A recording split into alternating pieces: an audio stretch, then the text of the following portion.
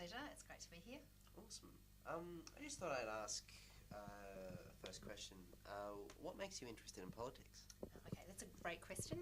But can I also just start by, we're here and I'd like to acknowledge the traditional owners on the land on which we meet, the Whadjuk people of the Noongar Nation, their elders past and present. So your question was what makes me interested in politics, and probably my question to you is what makes you think I'm interested in politics? I'm more interested in people and community, and I'm more interested in seeing people have an active voice in their community, to build a community that they want to see in a suburb and a neighbourhood they want to see, and then an Australia that they want to see, and perhaps in the end a world that they want to see. So I think my interest in politics comes from the fact that I think the personal is political, and that you have to identify the things about you that you want to see grow and change and move, and then you have to act on them. And so that's what brought me into a political life. Yeah. That's awesome. Okay, so based off that question, what do you think makes young people so disinterested in like political processes such as voting? So why do young people like 18 and above don't feel the need to vote and have a say in what happens in their country or their state? Because I think the issue for young people is if they think about it being a process, then they won't want to get involved. But if they find a passion that they're interested in and they think, this is something I'm passionate about. So for example, the two of you, you're passionate about good journalism and, good media and doing something like that. So a way of that passion in terms of looking at it and thinking about it in a political sense is to think about how lucky we are in Australia to have the Australian Broadcasting Corporation, the ABC, a government-funded broadcaster that can, it hasn't got a profit base behind it that says it has to, deliver a certain amount of shows or a certain amount of advertising. And so if you find your passion as a young person and you think about that beyond yourself, like that personal is political, and you go, how do I find that passion? And then you look around at, how to voice that, then you participate in politics.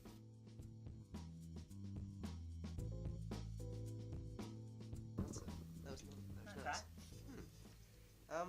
So I was about to say, if Labor was in charge, how would you employ more tradies or more apprenticeships, or would you do any kind of work to employ more students who've come out of university or school? Would there be any of that kind of action? So we're really concerned about unemployment rates in Western Australia. They've grown in the last 8 years. WA Labor is very concerned about that. I myself am personally concerned and have raised the issue numerous times in Parliament, in the press, in any way I can to talk about the high level of unemployment in our area, and particularly the high level of youth unemployment. And I was really distressed, to tell you the truth, at the government's reaction. I would constantly say to them, this is a really serious issue, and it's not enough to say, well, we've got a low unemployment rate as a state. You need to look and see and assist people in employment. So WA Labor, heeded my calls and other community calls, and other Member of Parliament. For example, recently they're building a bridge across to the stadium. That bridge and the steel work and the formation of that bridge, they tendered out to a company that's doing all of that metal work in and outside of Australia, and they're going to import the bits, and then they will employ people to screw it together. Now that should not happen. That's a government project. That's a government project that could have had, workers working in factories making that bridge. And we're absolutely committed for those things where there are government contracts, and those contracts are about building things or producing things, then there has to be WA jobs involved in that.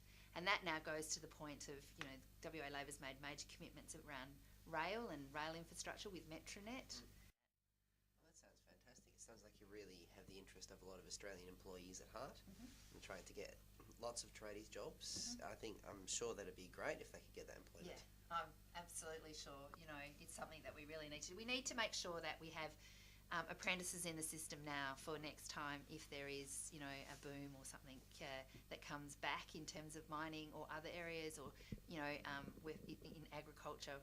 We need to be using this time where there's a lag in the market to be building our skills so that we're ready for the next time that the market picks up. Supporting the future. Yeah, absolutely. Oh, that's fantastic.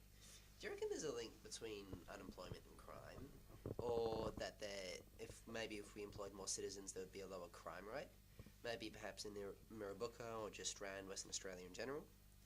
I don't know if there's necessarily a link between unemployment and crime. I think some studies have looked that there is a link between youth unemployment and crime. So not the general unemployment, but that there is more petty crime that is linked to youth unemployment. And you'd have to go back and have a look at some of my speeches because I have talked about it, but offhand I can't remember those studies. But I've made lots of speeches about that in the community. There is certainly issues around people who feel desperate and become unconnected from society, so they don't, they can't share the same values. If you're gainfully employed, or you've got something in your community, so you feel included and belonging and a part of that community.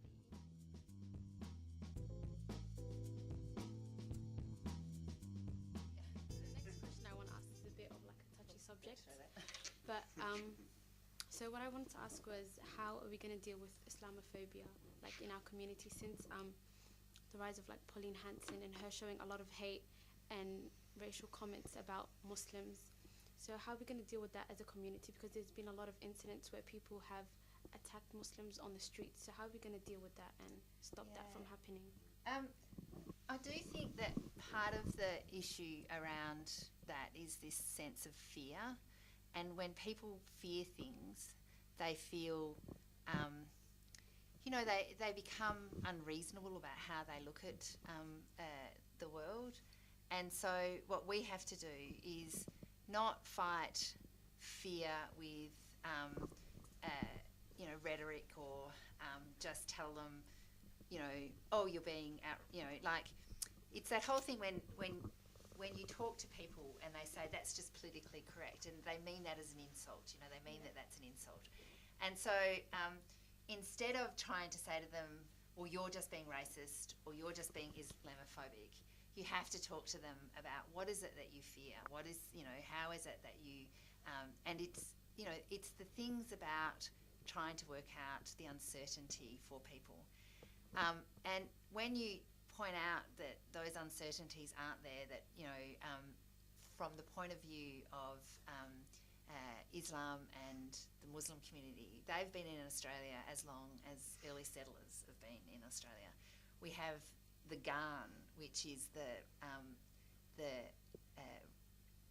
railway that goes from Adelaide to Alice Springs, and it's named after Afghani camel traders.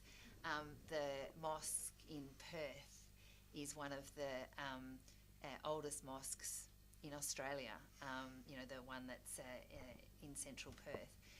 So I do think that you need to fight fear with reason and not feed it. But I also do think that where someone racially vilifies someone to the point of it becoming violent, or years ago so we've got racial vilification laws in Western Australia, and that we need to use those laws where it's used in violent ways. And so the case that comes to mind when I was in my early 20s was a group that firebombed an Asian restaurant around the time when the big fear of that time were Asians and the Asian invasion. And most Australians were better than that. Most Australians knew people and knew, went and connected in to people so that they saw that as an abhorrent crime and felt that those people should be, punished. In terms of, the greater part of it, I think that it's so important that we have the debate. You can't shut down the debate. If you shut down the debate, people, again, do the whole fear thing. And sometimes that's going to be hard for the Muslim community to listen to some of the horrible things that they say. It certainly was hard for the feminist community, which is sort of how I got politicised, to hear how, we were destroying families and doing those things. So I think that, you need to find strength in the fact that the broader scope of Australia is inclusive and wants to live in peace with everyone and people. Absolutely. On that topic, if you educate, I feel like strangers to a different culture, then I think the fear dies. Because if you actually understand the roots of, say, Islam, or if you study a little bit of Islam and you read up on the culture, or you read up on Aboriginal culture and you read up on a bunch of different things, I feel like if you can do that, you actually effectively kill the fear. Because then there's understanding, and understanding breeds empathy. And I think that would work a lot better. I think that we just need to educate our fearful citizens. And maybe if that worked, you'd probably have less fear and racism. That's absolutely right. And maybe Margaret Quirk, who's the shadow spokesperson for multicultural and ethnic affairs, I think that's what they call it, interests, in the Parliament, she talks about that in ways of talking about doing cultural competency through the government and bureaucracy, so that people have that understanding, the police have that understanding, because it can be those sly, horrible comments that are sometimes more cutting and hurting than the direct racism. Direct racism is almost easier to deal with than that sort of substantive racism. Things where you're looked over because of your background or those areas. Certainly, those things are absolutely increased by education. I have great faith in our young people that they like the period of time when there was the fear of the Asian invasion, and that passed because kids went to school with other kids and knew that they had more things in common than they had difference. And the thing I love about Australian politics, of all politics, I don't know, New Zealand and maybe British politics, but more so than the US, is that politics and religion are two separate things. We keep those things very separate. We don't, and we should always make sure that, the fact of your religious beliefs should not have an impact on how you want to represent people in the Parliament, that you should be able to hear the voice of your constituents and represent everyone without that, eye to it just being a certain religion or those sort of aspects of.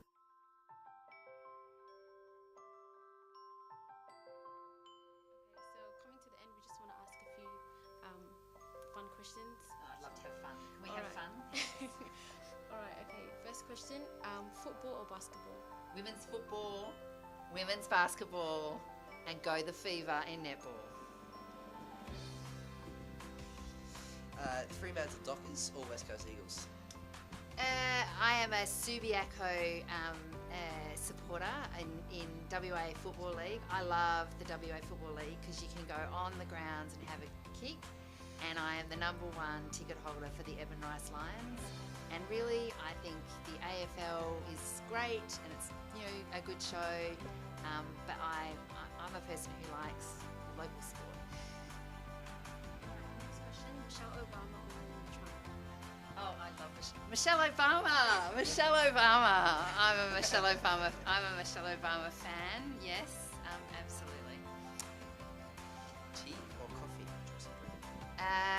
I like a tea in the morning and a coffee at lunchtime, and then it's water for the rest of the day. So, I'm just a girl who likes to be, equal about all things. Okay, red or blue? I'm in the red team. Game of Thrones or Breaking Bad? Borgen. It's a great Danish production about a woman prime minister in Denmark. Okay, mangoes or strawberries? Both in a smoothie, please. Yes. Indian food or Italian food? Ooh.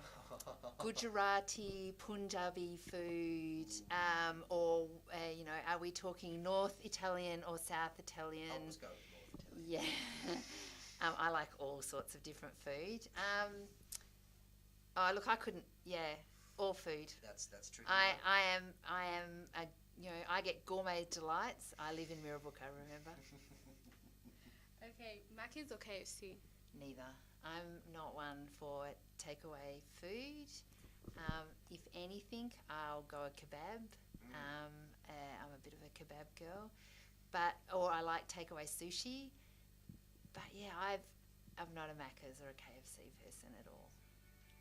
Mind you, they do pay decent wages because they've got good union agreements. But anyway, we won't go there.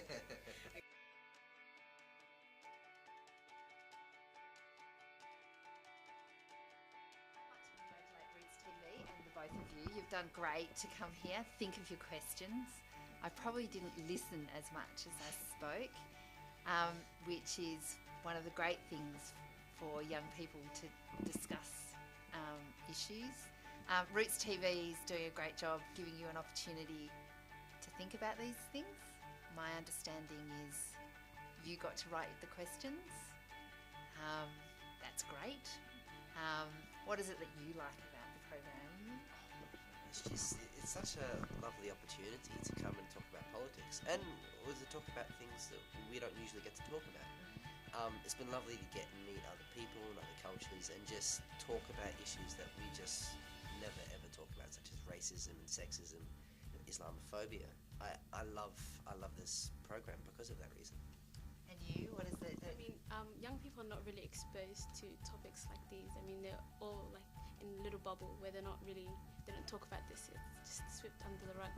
So it's good to bring out these topics because, they're issues in our societies, in our communities. So we have to talk about them and discuss them. So I've been asked to say why this is a great program, and I think the passion that both of you have shown in terms of speaking to me today gives great evidence for why this is a great program for Roots TV to do. And so I really thank you for